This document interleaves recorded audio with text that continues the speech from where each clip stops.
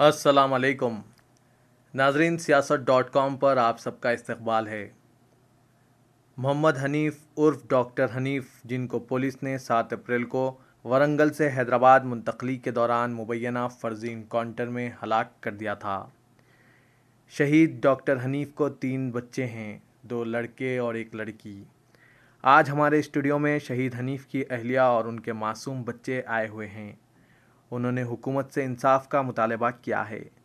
आज 3 महीने गुजर चुके हैं, लेकिन हुकूमत की जानिब से इनके शौहर के कत्ल पर कोई रद्दअमल नहीं आया है।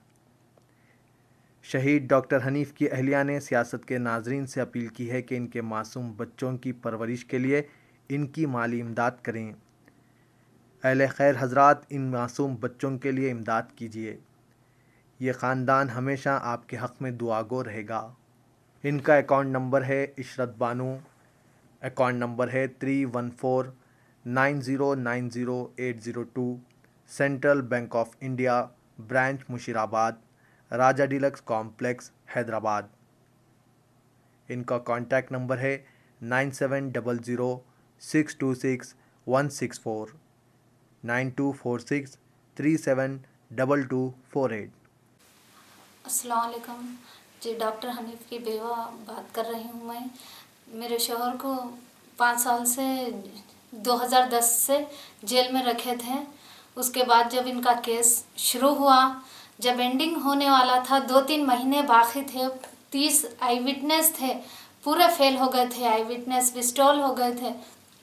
उसके बाद उनको हैदराबाद गुजरात की जेल में रखे 2 साल, फिर हैदराबाद की जेल में 2 साल रखे। बाद में केस स्टार्ट हुआ। हमारे वकील साहब मुजफ्फर खान केस का देख रहे थे, केस लड़ रहे थे उन्होंने, और बहुत अच्छा केस लड़ रहे थे। और 30 विटनेस थे, पूरे विस्टॉल हो गए थे। बाकी अभी 5 गवाह थे।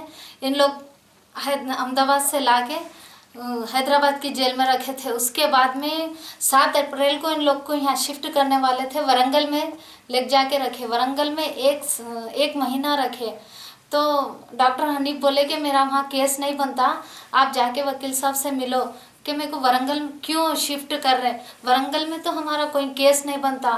फिर भी मैं जाके वकील साहब से बात करी तो वकील साहब बोले ठीक है, 4-5 दिन में हम लोग पिटीशन डाल के चरलापल्ली जेल में या चंचलगुड़ा की जेल में शिफ्ट करेंगे बोल के।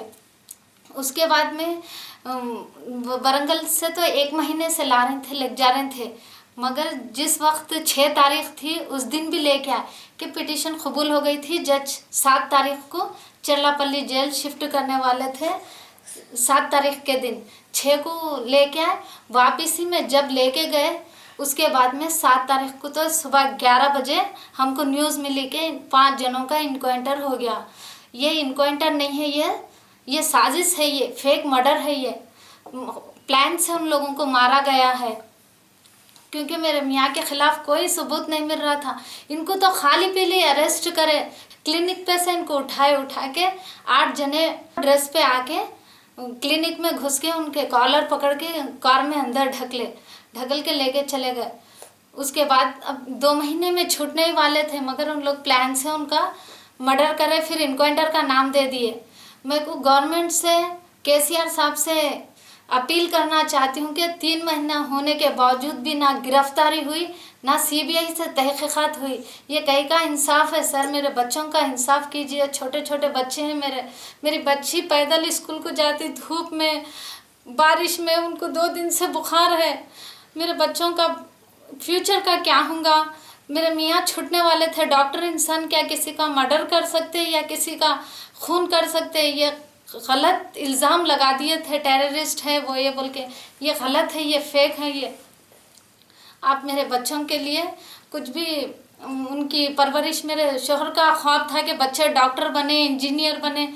मेरे बच्चे बहुत अच्छा पढ़ते हैं, फर्स्ट नंबर से नंबर लेके आते हैं, उन लोग A ग्रेड लाते हैं। मेरे मियाँ का सपना ये था कि मेरे बच्चे डॉक्टर इंजीनियर बन के उनका नाम रोशन करें। हमेशा लेटर्स में भी वही लिखते थे, मेरे बच्चे मेरा नाम रोशन करेंगे। लेकिन इस ऐसे छोटे मासूम बच्चों के बाप का साया सर से उठ चुका है। ये बच्चों का फ्यूचर आगे कैसा होगा? मेरे को हुकूमत से गुजारिश है कि इंसाफ दिला दीजिए हमारे बच्चों के लिए, उनका फ्यूचर बना दो। मैं बेसहारा हूँ, मेरे घर में रहने के लिए घर नहीं है, मेरे 3 भाई है, फैमिली बड़ी हो गई, रहने को जगह नहीं है। आप मेरे को घर का इंतज़ाम, और बच्चे बहुत तकलीफ़ से मैं परवरिश कर रही हूँ बच्चों के लिए।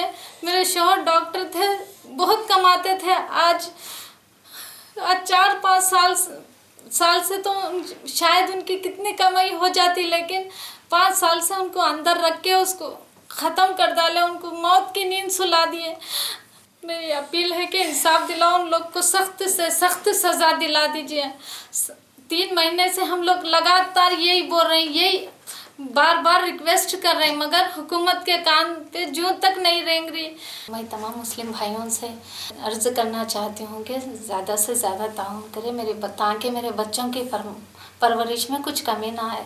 जो मेरे शोहर सपना देखे थे वो सपना सच हो जाए, और नीचे दिए गए नंबरात पे ज़्यादा से ज़्यादा ताउन करें तो आप लोगों की बहुत मेहरबानी होगी। आपके हक़ में मैं बराबर दुआ करूँगी।